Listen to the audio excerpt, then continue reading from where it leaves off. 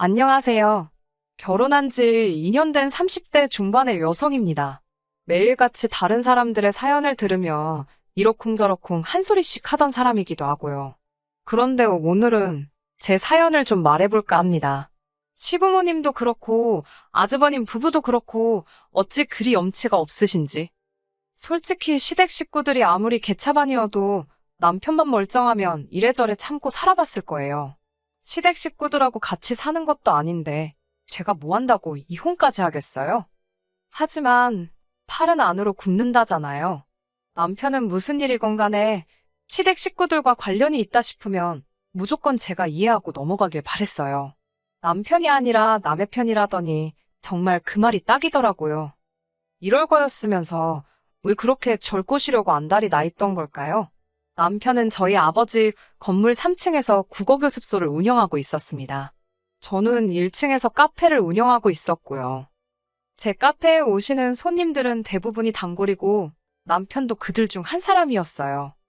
고객 관리 차원에서 손님들이 오면 상황이 허락하는 한 한두 마디 인사도 하고 가벼운 대화도 나눕니다. 나중에 들었지만 남편은 그 대화가 즐겁고 기다려지더래요. 아무튼 몇 번의 대화로 서로 좀 친해졌다 싶었을 때쯤 나이 얘기가 나왔습니다. 제가 33이라고 하니 남편은 잠깐 놀라는 듯 하더니 자기도 33이라더군요. 꽤나 어려 보였기에 당연히 저보다 동생일 거라 생각했는데 의외였지요. 그게 거짓말이었다는 걸 알게 된 건 남편과 연인 사이가 되고 반년쯤 되었을 무렵이에요. 여행지에서 쓸 차를 빌리려는데 남편의 운전면허증이 필요했거든요. 그때 남편이 저보다 5살이나 어린 연하라는 걸 알게 되었습니다. 처음엔 당연히 헤어지자고 했어요. 5살 연하면 제 남동생보다도 어렸으니까요. 하지만 남편은 제가 너랑 나는 안 된다고 할수록 오히려 결혼하자며 더 저돌적으로 나왔습니다. 제가 어이가 없어서 그러면 한번 지금 가진 게 얼마나 되는지 말해보라고 했어요. 예를 들어 현재 얼마나 벌고 있는지, 모아둔 돈은 얼마나 있는지, 시부모님 재산 상태라던가 보통 사람들이 말하는 객관적인 조건들 말이에요. 남편의 수입은 월 300 정도였고 시부모님은 좋은 동네에서 월세로 살고 계시다 했습니다. 재산은 잘 모르지만 소일거리로 한 달에 100에서 200 정도 벌고 계신 걸로 안답니다. 위로 결혼한 형이 있는데 평범한 회사원이라고요. 남편이 모아둔 돈은 3천 정도였는데 그 부분에 대해서는 솔직히 기대가 없었으니 실망도 없었다고 표현하는 게 적절하겠네요. 저보다 5살이나 어린데다가 군대 갔다 오고 어쩌고 이런 거 저런 거 생각하면 오히려 3천을 모았다는 게 기특해 보일 지경이었으니까요. 어떻게든 저한테 잘 보이려고 용을 쓰는 그 모습이 기특하기도 했고 나이를 알기 전부터 이미 만나오면서 사랑하는 마음도 쌓여 있었으니 결국 헤어지지 못했습니다. 오히려 상황을 해결하겠다며 남편이 보여준 추진력과 성실함에 더 확신을 갖게 된 것도 같아요. 돈이야 물론 있으면 좋았겠지만 없다는데 그걸 뭐라고 할 수도 없고 아직 갈 길이 구말리니까 둘이 같이 벌면 된다고 생각했어요. 이런 말 뭐하지만 저도 벌 만큼은 벌고 있었고 친정도 여유가 있었으니까 돈 문제에 있어서는 크게 예민하지 않았네요. 그렇게 저희는 2년의 연애 끝에 부부의 연을 맺게 되었습니다. 저와 남편 둘만의 결혼 생활을 이야기하자면 다른 부부들처럼 가끔 부딪히는 일이 있긴 했어도 무난한 편이었어요. 시댁 식구가 얽히는 경우만 제외한다면요.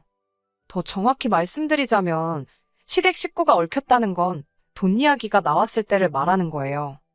이제 와서 돌이켜보면 진짜 돈 때문에 궁상맞은 시댁 식구들 때문에 정말 못 같은 일들이 많았는데요. 그걸 나열하자면 한도 끝도 없으니 몇 가지만 이야기해볼까 봐요. 결혼 초에 있었던 일입니다. 앞서 말씀드렸다시피 저도 남편도 저희 아버지 건물에서 사업을 하고 있었잖아요. 사람들은 제가 딸이니까 월세를 안 낼 거라고 생각하던데 저도 될 거 다 내면서 장사하는 입장이었습니다. 아버지께선 설령 그 돈을 다시 저에게 용돈으로 줄 때 주더라도 일단 받을 건 받아야 한다며 돈 거래는 깨끗이 하는 게 좋다고 하시는 분이시거든요. 그런데 정말 결혼하고 한 두세 달쯤 됐을 무렵이었어요. 아버지께서 저에게 왜 강서방은 월세를 입금을 안 하냐고 강서방 사업이 잘 안 되냐고 물어보셨어요. 학생 수도 늘고 있었고 옆에 빈 사무실로 교습소를 확장하네만에 하는 상황이었는데 그런 소리를 들으니 당황스럽더군요. 제가 아버지께 그럴 리가 없다고 한번 확인해보겠다 했습니다. 아버지께서는 혹시나 말 못할 사정이 있을지도 모르니 조심해서 물어보라 하셨어요. 괜히 남편 자존심 건들지 말라고요. 아무래도 딸에 비해 한참 어린 사위라서 그런지 저희 부모님께서는 행여 남편 입장에서 장인 장모가 자기가 어리다고 무시한다고 오해라도 할까봐 걱정을 많이 하셨어요. 그래서 말 한마디라도 늘 조심해 주셨고 배려해 주셨습니다. 밀린 월세에 대한 남편으로부터 돌아온 대답은 황당했습니다. 장인어른 건물인데 사위가 월세를 왜 내냐입니다. 제가 황당해서 친정부모님은 건물에서 나오는 월세로 생활비도 하시고 노후 준비도 하신다. 다 친정부모님 재산인데 그걸 당신이 왜 마음대로 낼지 말지를 정하냐니까. 이제 한가족인데 그런 걸 다 따지시냐며 자기는 생각도 못했답니다. 그러더니 월세는 내겠다면서 대신 확장은 못하겠다며 한숨을 푹푹 쉬더라고요. 이제 보니까 비어있던 사무실도 공짜로 쓸 셈이었던 거지요. 어찌나 괘씸하던지 확장을 할 거면 아버지랑 정식으로 계약서 다시 쓰고 하고 그럴 능력 안 되면 깔끔하게 포기하라고 딱 잘라 말했습니다. 결국 남편은 일주일에 걸쳐 밀린 월세를 다 냈고 확장은 안 하더라고요. 어이가 없어서. 게다가 형제라서 그런지 어쩜 그렇게 똑같이 염치가 없던지요. 저희가 결혼한 지 1년이 좀 넘었을 때 있었던 일입니다. 저희 친정부모님은 두 분이서 그렇게 자주 여행을 다니세요. 자식도 필요 없고 두 분이서 가시는 게 가장 편하시다면서요. 심지어 저나 동생이 좀 껴달라고 사정을 해도 너넨 너네 친구들이랑 다니라며 싫다 하시는 분들입니다. 그리고 언젠가 그런 저희 부모님을 보고 남편이 너무 부러워하더라고요. 그래서 제가 어머님 아버님 결혼기념일을 맞이해 큰맘 먹고 제주도행 비행기 티켓하고 호텔을 예약해드렸습니다. 그런데 두 분께서 저희더러 같이 가자고 하시더군요. 노인네 둘이 가서 무슨 재미가 있냐면서요. 좋아하시면서도 걱정하시는 모습을 보니 차마 싫다 소리는 못하겠더라고요. 결국 저희 티켓하고 호텔도 추가로 사기로 했습니다. 그때 남편이 갑자기 생각났다는 듯이 한번 아주버님과 형님에게도 갈 생각이 있는지 물어보자더군요. 아주버님께 전화를 걸었습니다. 상황 설명을 하고는 어떻게 하시겠냐 물으니 그럼 이참에 당신들도 애들 데리고 같이 가고 싶다 하시더군요. 저는 그럼 제 계좌로 추가 금액을 보내달라 했습니다. 제가 한 번에 카드로 긁겠다고요.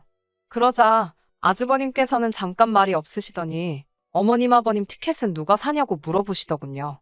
순간 아주버님이 보태시려고 그러시나 싶어서 제가 사는 건데 부담 갖지 마시라 했습니다. 아주버님네보다는 저희 쪽이 형편이 낫기도 했고 처음부터 제가 해드릴 생각으로 벌인 일이니 부담 주고 싶지 않았거든요. 그런데 아주버님 입에서 나온 말은 전혀 뜻밖이었습니다. 기왕 제가 쏘기로 한 거 기분 좋게 다 쏘랍니다. 누구 건 내주고 누구 건 안 내주고 좀 치사한 것 같다면서요. 황당해서 저한테 지금 아주버님네 비행기하고 호텔을 전부 다 내달라는 거냐고 되물으니 자기네 사정에 100만 원은 지금 좀 무리랍니다. 그래서 못 가시면 아쉽지만 어쩔 수 없지 않냐고 다음에 같이 가자고 했어요. 잠깐 말이 없던 아주버님이 남편을 바꾸라고 하더군요. 저도 더는 상대하기가 싫어서 그대로 남편에게 전화를 넘겼습니다. 전화기를 들고 있던 남편의 표정이 점점 똥 씹은 표정으로 바뀌더라고요. 그때 전 남편도 저와 똑같은 마음일 거라고 생각했어요. 그래서 저렇게 기분이 나쁜 거라고 아주버님이 정말 뻔뻔하고 염치가 없어서요. 하지만 전화를 끊고 남편은 오히려 저에게 화를 내기 시작했습니다. 형네 사정 뻔히 알면서 돈 100만 원 가지고 왜 그렇게 치사하게 구냐고요. 우린 100만 원 없어도 안 죽지만 저쪽 집은 죽는답니다. 제가 죽긴 뭘 죽냐고. 그리고 그 정도로 없으면 안 가는 게 맞지. 내줘도 내가 내주고 싶으면 내주는 거고 안 내준다고 욕하는 거 보니까 안 내준다고 말하길 잘했다 싶다고 저도 받아쳤습니다. 그러자 남편이 한다는 소리가 아주버님 볼 면목이 없어서 자긴 제주도 안 간다더군요. 저더러 혼자 시부모님 모시고 다녀오라면서요. 그래서 제가 됐다고 그럼 어머님 아버님 두 분이서 가시게 하던가 당신이 혼자 모시고 가라고 나는 그렇게는 안 간다고 했습니다. 이건 뭐 돈은 돈대로 쓰고 욕은 욕대로 먹고 기분 더럽다고요. 그러자 남편은 끝까지 한다는 소리가 그럼 제 티켓 사려던 돈은 현찰로 달랍니다. 가서 경비로 쓴다나요. 너무 화가 나서 진짜 구질구질하다고 제가 소리를 빽 질렀어요. 그제서야 남편도 쫄았는지 정신이 들었는지 그만 떠들고 치그러지더군요. 며칠 동안 아무리 생각해봐도 이렇게 뻔뻔할 수가 있나 어이가 없더라고요. 솔직히 결혼 초부터 가족끼리 외식을 가든 나들이를 가든 조금만 돈 든다 싶으면 아주버님네가 이리 빼고 저리 빼고 그러는 게 눈에 빤히 보였어요. 그렇지만 저희와 달리 애들도 있고 아주버님도 외벌이니 오죽하겠나 싶어서 그냥 모르는 척하고 저희 부부가 대부분 부담하고 있었거든요. 저희라고 돈을 쌓아놓고 살아서 그런 게 아니라 그냥 가족이니까 배려를 하고 이해를 한 거지요. 그런데 언젠가부터 아주버님은 저희의 호의를 너무 당연하게 생각하셨나 봅니다. 정말 호의가 계속되면 호구가 된다더니 제가 딱 그 꼴나게 생겼더군요. 결국 제주도 사건 이후로 아주버님네와 정확히 반반씩 부담하기 시작했습니다. 그나마도 처음엔 제가 내고 계좌로 보내달라 하니까 몇 날 며칠 말로만 보내준다 해놓고 안 보내고 질질 끌길래 요새는 아예 카운터에서 나눠서 긁어달라고 하는 수준에 이르렀지요. 하지만 이런 이유로 이혼을 결심한 건 아닙니다. 정말 결정적인 사건은 따로 있었어요. 얼마 전에 있었던 일입니다. 평범한 주말이었는데 아버님께서 같이 삼겹살이나 구워 먹자며 저희 부부를 오라 하셨습니다. 이전에도 몇 번이고 이런 식으로 자리를 만들어 아주버님네와 화해 아닌 화해를 시키시려는 시도를 하셨기에 이번에도 그런 자리겠거니 생각했어요. 말이 좋아 화해지 저희더러 그만 뻗대고 굽히고 들어가라는 거였는데 당연히 제 입장에선 그럴 이유가 없었기에 늘 서로 감정만 더 상하는 일이 비일비재했습니다. 아버님도 참 포기를 모르신다 생각했지만 이번에도 모르는 척 알겠다고 했습니다. 하지만 이번엔 달랐습니다. 시댁에 도착했을 때 아주버님과 형님은 왔다 간 건지 아니면 안 온 건지 어쨌든 자리엔 없었고 아버님 어머님은 이미 꽤나 취해 계셨어요. 술이 약한 남편이 먼저 피곤하다며 자러 들어갔고 저도 따라 들어가려 했지만 아버님이 당신 말이 안 끝났는데 어딜 가냐며 저를 주저앉히시더라고요. 이후로 2시간 가까이 아버님의 연설을 듣고 있었는데 갑자기 이야기가 이상한 쪽으로 흘러가기 시작했어요. 뜬금없이 아버님께선 저더러 섭섭하다셨어요. 완전 비꼬시는 말투로 너는 친정도 잘 살고 너도 돈 잘 벌고 좋겠다고 그렇게 너만 잘 먹고 잘 살면 좋냐고요. 이건 뭐 쌍시옷만 없었지 거의 면전에 욕하시는 것 같더라고요. 그러더니 저더러 너네 친정부모는 집도 2개라 좋겠답니다. 당신들은 월세 내는 것도 빠듯하다면서 저희 친정부모님이 남한테 그걸 전세 줄 게 아니라 당신들 좀 살게 해주면 얼마나 좋겠냐고요. 하다못해 월세라도 아끼면 숨통 좀 트일 것 같다면서 사람이 다 같이 잘 먹고 잘 사는 게 좋지 혼자만 잘 살면 그게 무슨 소용이냐입니다. 어머님 아버님께서 전세금만 있으시다고 하면 당연히 살게 해드릴 수 있지요. 하지만 전세가 6억인가 7억인가 하는 아파트예요. 제가 알기로 어머님 아버님 6, 7억이 뭔가요? 1억도 없으신 분들입니다. 한마디로 억지를 쓰고 계셨어요. 그러더니 무슨 물꽃 터진 것 마냥 아버님의 불평불만이 끝도 없이 나오기 시작했습니다. 아버님께서는 요새 당신 나이에 차 없는 사람이 누가 있냐면서 돈이 없어서 비행기는 못 타도 차라도 있으면 어디 가서 콧바람은 좀 쐬고 다니지 않겠냐고 계속 차 타령을 하시더라고요. 아니면 택시라도 타고 다니게 돈 좀 달라셨습니다. 무릎이 아파서 지하철이고 버스고 못 타시겠다고요.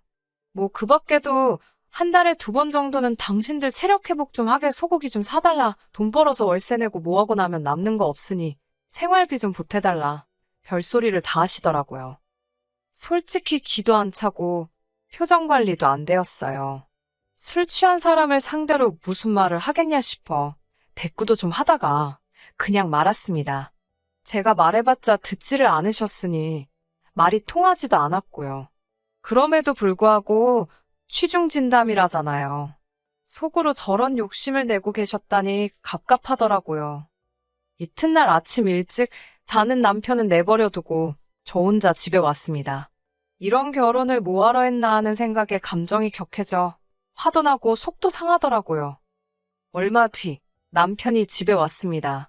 아무것도 모른다는 표정으로 왜 안 깨우고 혼자 갔냐며 툴툴거리더군요. 남편에게 간밤에 아버님이 하신 이야기를 들려주었습니다. 취하셨다고는 해도 내 마음이 많이 상했고 솔직히 너무 답답하다고요. 그러자 남편 반응이 가관이었습니다. 자기 부모님이 오죽하시면 그런 말씀을 하셨겠냐며 꾹꾹 눌러놓으셨던 저에 대한 실망과 화가 터져나온 거랍니다. 자기가 보기에도 제가 돈 좀 있다고 어머님 아버님한테도 그렇고 아주버님한테도 너무 예의가 없었다는 거예요. 솔직히 이번에 차 바꾼 것도 그렇답니다.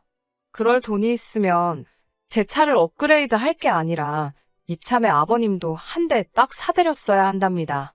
어머님 아버님 입장에선 어린 아들, 나이 많은 며느리한테 보냈을 때는 말씀은 안 하셔도 기대하시는 바가 있으셨을 거라고요. 오해하지 말고 들으라면서 자기가 정말 객관적으로 이야기하는 거라는데 어처구니가 없더라고요. 내가 먼저 결혼하자고 그랬냐니까 자기는 저한테 기대고 살 수 있을 줄 알았답니다.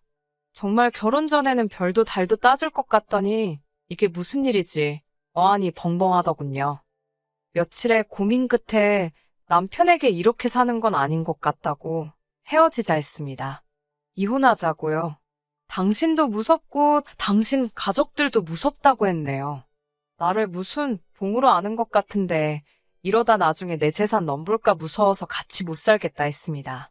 자꾸 나더러 돈 많다고 하는데 맞다고 나 정말 돈이 많아서 너 같은 그지 새끼랑은 못 살겠다 했네요. 적선도 한두 번이지 이러다 지갑 내놓으라 할까봐 무서워서 한 집에 못 있겠다고요. 친정부모님이 부부간의 말 함부로 하지 말라고 상처된다고 못 주워 담는다고 항상 말 조심하라 가르치셨는데 막말로 말 조심이고 나발이고 말이 칼날이라면 남편 가슴을 갈기갈기 찢어놓고 싶은 심정이었습니다. 남편은 이혼해봤자 제 재산의 반이 자기 거라며 자기는 손해볼 거 없다는 멍청한 소리를 떠들어대더군요. 제가 나이도 어린 게 까불고 있다면서 세상 일이 그렇게 네 생각대로 굴러가질 않는다고 어디 좋은 변호사 한번 찾아보라 했습니다.